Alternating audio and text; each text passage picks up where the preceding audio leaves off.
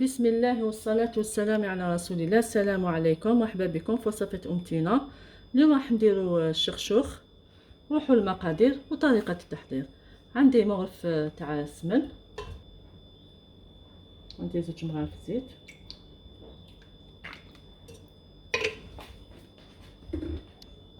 عندي 2 طرف تاع اللحم. بسم الله.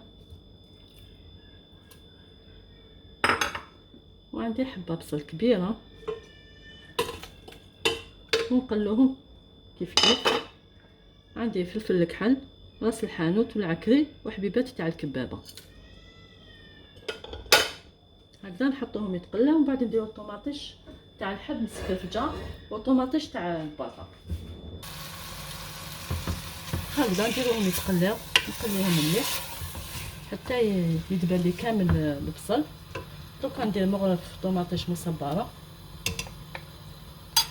وندير الملح ونقلو مليح، ومن بعد نمرقو ونغلقو عليها. نغلق على الكوكوطه حتى طيب لي المرقه باش ندير الخضره. كي طيب لي اللحم باش نديرو الخضره لي بطاطا حبيبه قرعه، هذا مكان، والحميصه. دوكا نخليها تتقلى نعاودو نولو. دوكا نزيد ندير طوماطيش تاع الحب اللي سكرفشتها ونخلوها تتقلى مليح.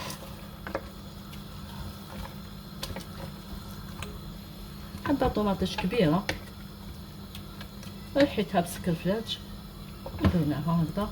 دوكا نخلوها تزيد تتقلى مليح ومن بعد نمرقو. اللي عنده الحميصه طايبه يديرها مع الاخر، واللي ماشي طايبه يديرها دوكا. نزيد ندير الحميصه ونخليها طيب معاهم. دوكا هاي اللي كي تقلات نمرقها هكذا. دوكا كي طيب لي اللحم يدخلو طياب مليح نديرو الخضره البطاطا والقرع. دوكا انا هكذا نغطيها نغلق عليها ونخلي الكوكوطه تاعي حتى يطيب.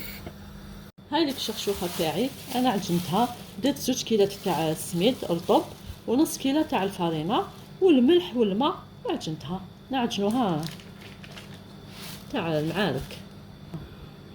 هاي اللي كي عجنتها قرصتها ودرتها هكذا في بول صغار. ودوكا نبداو نحلو هذا السهر تاعنا الشخشوخه تاعنا. هكذا نحلوها كامل. شوفوا كي نخلوها تريح باش ما يمشيليش البابي، ونحلوها كامل هكذا. كي نخلوها تريح قد ما تحليها هي تتفتح.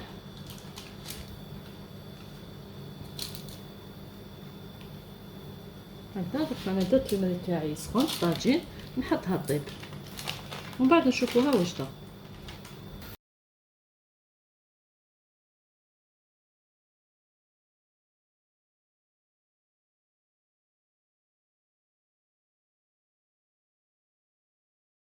هاي ديك قلعه البطاطا كي طاب لي اللحم هاني درتهم.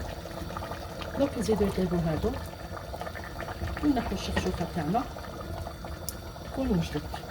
دوك نغلقها نزيد نخليها الخضره طيب ونشوفوها في طبق تقديم.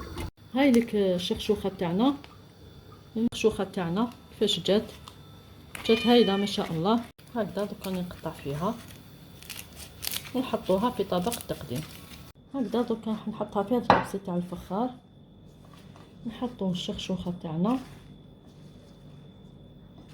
هاي لك الشخشوخه تاعنا جات ما شاء الله، جات هايله وبنينه. ان شاء الله تعجبكم وتجربوها. وعاشوره مباركه علينا وعليكم ان شاء الله. والسلام عليكم.